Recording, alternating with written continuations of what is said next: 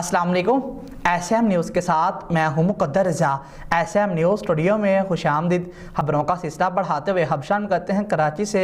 कराची में सदर की मशहूर कोऑपरेटिव मार्केट में आग से मुतासर होने वाली दुकानों की तादाद 250 से 300 हो गई है। मार्केट के कुछ मकामात पर अभी भी आग लगी हुई है। इस वक्त हमारे साथ लाइन पर मौजूद हैं कराची से हमारे ब्यूरो चीफ जुल्फ़कार अली, जो सारी सूरत हाल से हमें आगाह करेंगे। जी जुल्फ़कार, बताइएगा कि आखिर क्या वजह बनी आग लगने की?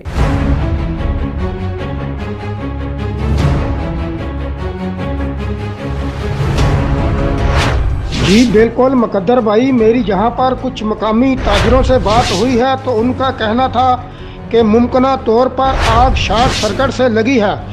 कराची में सदर की मशहूर कोऑपरेटिव मार्केट के कुछ मकामात पर अब भी आग लगी हुई है। मार्केट के ताजरों का बताना है कि मार्केट में जलने वाली दुकानों की तादाद 250 से 300 तक पहुंच गई है, जबकि फायर फाइटर्स चंद मकामात पर मसलसल आग बुझाने में अब भी मसरूफ़ हैं। ताजरों का कहना है कि गोदाम भी जले हैं। मार्केट 90% जल चुकी है। अब ताजर मार्केट से अपना बचा कुचा सामान निकाल रहे हैं। मुकद्दर, आपको बताएं कि एक मकामी ताजर ने शिकवा करते हुए कहा कि बड़ा नुकसान हो गया मगर कोई पूछने ना आया। इमारत के अंदर आग बुझाने का काम जारी है और धुआं अब भी मौजूद है।